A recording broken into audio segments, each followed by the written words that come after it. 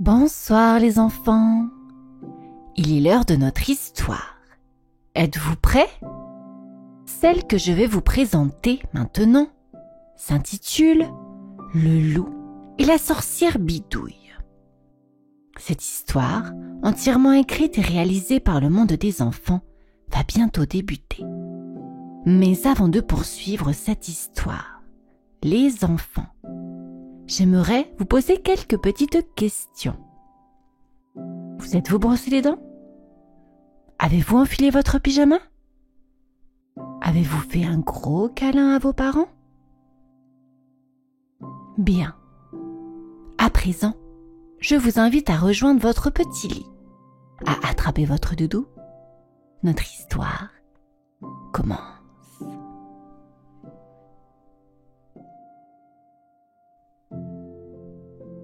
Au fond d'une forêt si épaisse que même la lune devait se pencher pour y voir clair, vivait une drôle de sorcière nommée Bidouille. Sa chaumière semblait sortie d'un rêve un peu tordu. Les murs penchaient, le toit fumait tout seul, et les fenêtres clignaient comme des yeux malicieux. Chaque soir, Bidouille préparait des potions en chantonnant des airs de travers, parce que, selon elle, les fausses notes donnent du goût à la magie. Ce soir-là, le vent soufflait doucement sur les feuilles. À l'intérieur, des fioles bouillonnaient, des plumes flottaient dans l'air et un grand chaudron murmurait « plop, plop, plop ». Alors, voyons. Une pincée de poudre de lune, 3 crottes de grenouilles séchées et un soupçon de poil de loup. Marmonna-t-elle en remuant avec sa grande cuillère tordue. Sur le rebord de la fenêtre, le loup, grand et fier, observait la scène d'un air soupçonneux. Fais attention, Bidouille. La dernière fois, tu m'as transformé les moustaches en spaghettis. Grogna-t-il. Mais non, cette fois, c'est une potion sérieuse, répondit la sorcière avec un clin d'œil. Soudain, Atchou! Un éternuement fit tomber le poil du loup dans le chaudron. La potion bouillonna, crépita, puis plouf. Une explosion de fumée rose remplit la pièce. Quand la poussière retomba, Bidouille écarquilla les yeux. « Oh non !» murmura-t-elle. À la place du grand loup se tenait un mouton frisé, tout blanc, qui bêlait en tremblant. « Bé! Mais qu'est-ce que tu m'as fait ?» Bidouille se cacha derrière son balai, penaude. « Oh non! Une petite erreur de dosage ?» Le mouton loup bondit sur place, la laine électrique, furieux et ridicule à la fois. Le vent dehors se remit à souffler, emportant un rire discret. La forêt entière semblait retenir son souffle. La plus drôle des aventures venait de commencer.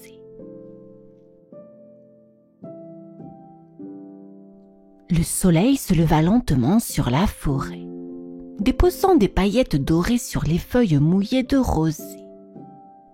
Les oiseaux gazouillaient gaiement, ignorant qu'un mouton pas comme les autres errait entre les buissons. Ce mouton-là avait des yeux d'ambre perçants et un air bougon. C'était bien le loup, toujours furieux d'avoir perdu sa fourrure grise et son rugissement.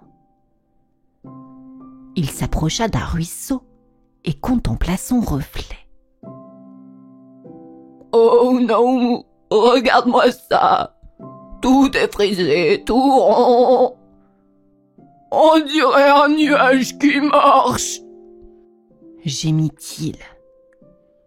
Il tenta un grognement. Mais ce qui sortit fut un timide « Bé ». Les oiseaux éclatèrent de rire.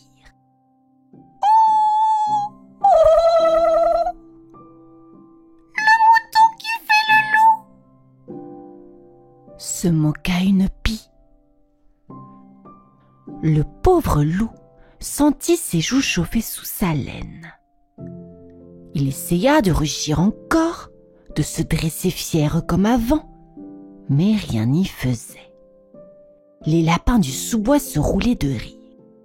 Et même le vieux renard, d'habitude si sérieux, gloussa derrière une souche. Le cœur du loup se serra. Il avait toujours été craint, respecté, parfois redouté. Et voilà que maintenant, on se moquait de lui. Alors il s'enfuit, la tête basse, ses sabots maladroits tapant la terre humide. Un peu plus loin, Sorcière Bidouille le retrouva, essoufflé, ses cheveux en bataille et son chapeau de travers. « Loup! Attends! Je suis désolée, vraiment! J'ai peut-être une solution. » Le loup se retourna, le regard plein de larmes contenues. « Tu crois que je veux rester comme ça? Même les papillons se moquent de moi. » Bidouille posa une main sur son museau laineux. « Il existe un moyen, mais il faudra que tu m'aides.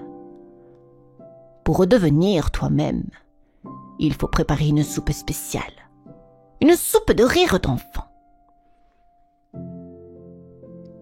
Le loup la fixa, bouche bée. « De rire? Mais, je ne sais que faire peur aux enfants. » Bidouille sourit doucement. « Eh bien, mon grand, il va falloir apprendre à faire le contraire. » Et, dans l'air frais du matin, un petit espoir se mit à pétiller comme une étincelle de magie nouvelle. Le lendemain matin, la forêt s'éveilla doucement, dorée par les rayons du soleil. La rosée brillait sur les feuilles et un parfum de mousse flottait dans l'air. Le loup-mouton, lui, avançait à reculons, traînant les sabots. « Je te préviens, Bidouille, c'est une idée complètement folle. Les enfants me détestent. » « Allons, allons, » répondit la sorcière, le sourire jusqu'aux oreilles. « Personne ne peut détester un mouton aussi mignon. » Elle avait empilé des fioles colorées, des bonbons enchantés et un vieux chaudron dans une charrette grinçante. Le loup, dissimulé sous une couverture, devait se cacher à l'intérieur. Chaque fois qu'il éternuait, un petit nuage de laine s'envolait par le trou du sac. En traversant la clairière, ils croisèrent la vieille chouette. « Tiens donc, Bidouille, tu vas vendre des moutons maintenant ? » ?»« Oh, celui-là, c'est un cas très spécial, » répondit-elle en un clin d'œil. Le loup vexé marmonna. « Un galeneux surtout. » La route jusqu'au village était longue. On entendait le bruit du vent, le craquement des branches et parfois le rire lointain d'un écureuil. Le loup regardait les papillons, un peu triste. Lui qui autrefois faisait trembler la forêt, marchait maintenant en silence, frôlé par des pétales. Enfin, les maisons apparurent, alignées comme des biscuits dorés. Des enfants jouaient sur la place, leur rire s'envolant comme des bulles légères. Le loup sentit son cœur battre plus fort. Ce son, si joyeux, lui fit à la fois peur et envie. « Voilà ta mission, mon grand !» chuchota Bidouille. « On doit récolter ces rires-là, sans faire pleurer personne. »« Facile à dire, » grommela-t-il. « Et si on me reconnaît ?»« Alors, tu improvises. Un peu de laine, un grand sourire, et surtout, sois gentil. » Le loup soupira profondément. Le vent souleva sa laine bouclée, et, pour la première fois, il sentit qu'une drôle d'aventure l'attendait. Celle où il devrait apprendre à faire rire, au lieu de faire peur. Le village bourdonnait d'agitation. Des guirlandes de feuilles et de pommes rouges pendaient entre les toits. Les rires d'enfants fusaient dans les ruelles et les cloches tintaient joyeusement. Ce soir, c'était la fête d'automne, le moment le plus joyeux de l'année. Sorcière Bidouille, les cheveux encore plus ébouriffés que d'habitude, observait la place du marché d'un air malicieux. « C'est ici qu'on trouvera nos rires !» déclara-t-elle, les mains sur les hanches. Elle dressa un petit stand bricolé avec des casseroles et des fioles colorées. Soupe magique du bonheur, rire garanti. Pouvait-on lire sur une pancarte tordue. Pendant ce temps, le loup-mouton se cachait derrière un tonneau. « Tu es sûr que c'est une bonne idée ?» balbutia-t-il. « Si les enfants me reconnaissent, je suis fichu. » « Allons, allons, respire. Personne ne se méfiera d'un mouton si frisé, » répondit Bidouille. « Regarde, il t'adore déjà. » En effet, 3 petits enfants s'approchèrent en riant. « Oh, il est trop drôle ton mouton. On dirait un nuage sur pattes. » Le loup sentit ses joues chauffer sous sa laine. Il voulut répondre d'une voix grave, mais ce fut un timide « bonjour !» Les enfants éclatèrent de rire. Un rire pur, cristallin, qui s'envola dans l'air comme des notes de musique. Encouragé, le loup essaya de marcher à reculons, trébucha dans une citrouille et se retrouva la tête dans un panier de pommes. Tout le monde rit aux éclats, même les parents qui s'étaient approchés. Bidouille, ravi, captura les rires dans 2 petites fioles dorées qui brillaient comme des lucioles. Peu à peu, le loup oublia sa honte. Il fit des grimaces, sauta sur place, inventa une danse toute bancale. Les enfants le suivaient, pliés de rire.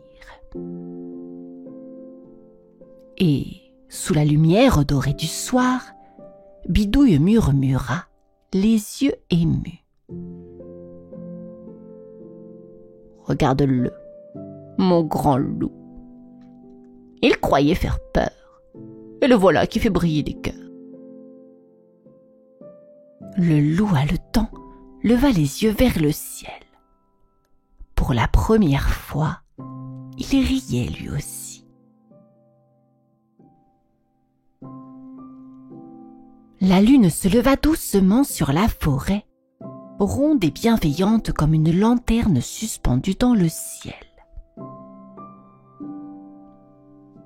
Dans la chaumière tordue de Bidouille, les ombres dansaient sur les murs, éclairées par la lueur tremblotante du feu de cheminée.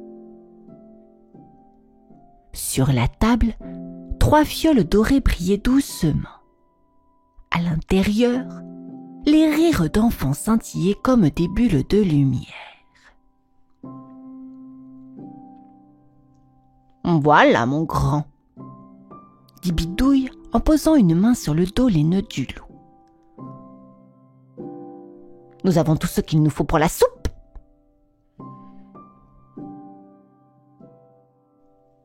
Le loup s'assit prudemment devant le chaudron. Il observait la sorcière verser les fioles une, à chaque goutte, un éclat de rire résonnait, léger comme un grelot. « C'est beau !» murmura-t-il, les yeux écarquillés. « Oui, n'est-ce pas ?» répondit Bidouille doucement. Le rire, c'est la seule magie qui ne fait jamais peur.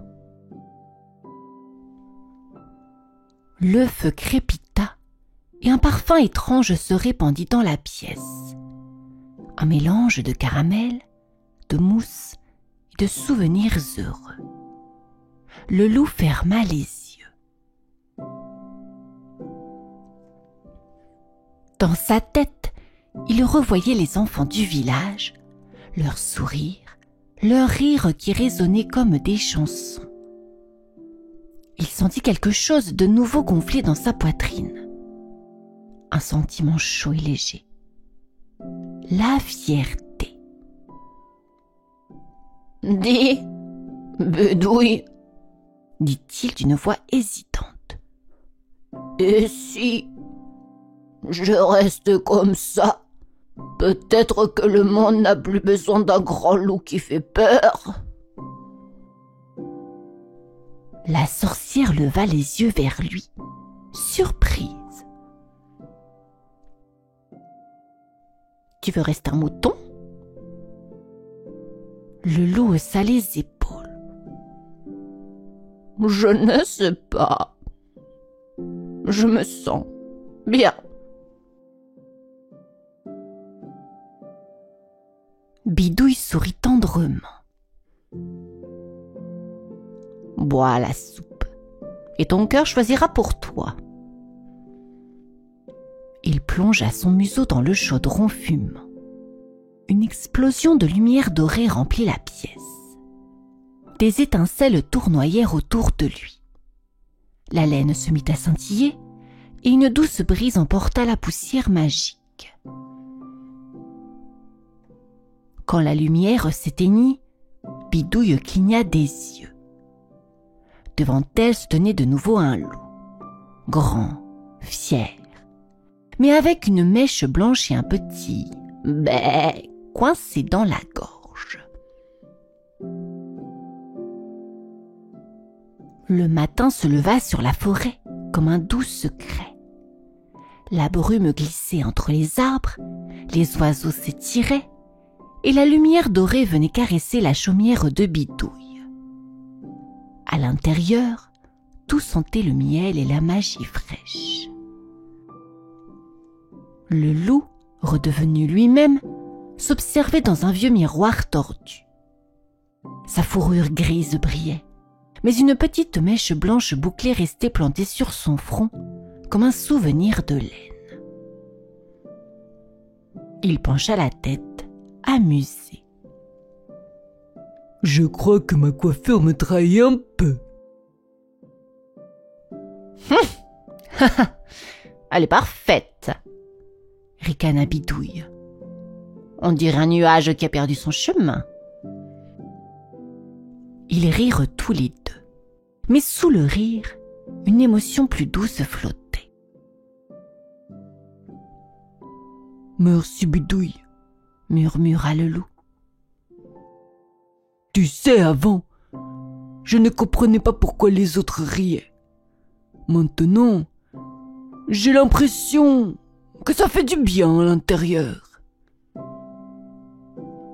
La sorcière posa une main sur sa patte.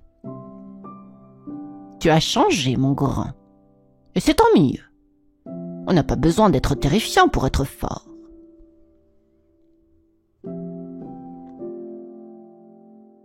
Ensemble, ils sortirent dehors.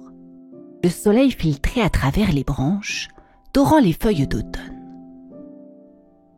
Dans une clairière, Bidouille planta un panneau en bois. Auberge du rire magique, entrée des amis et des affamés. Les premiers visiteurs ne tardèrent pas. Des lapins curieux, des écureuils affamés, et même quelques enfants du village venus voir le fameux loup rigolo. Ils préparaient la soupe pendant que Bidouille racontait des blagues qui faisaient rire les arbres. Le soir venu, la forêt entière brillait de lanternes. Le loup servait des bols fumants et partout résonnaient les rires qu'ils avaient appris à aimer. Il leva les yeux vers la lune, sa mèche blanche scintillant comme une étoile. Finalement, murmura-t-il, être un peu mouton, ce n'est pas si mal. Bidouille éclata de rire. Et, sous la lumière argentée, le loup de cœur comprit qu'il n'avait pas seulement retrouvé sa forme, il avait aussi trouvé sa place.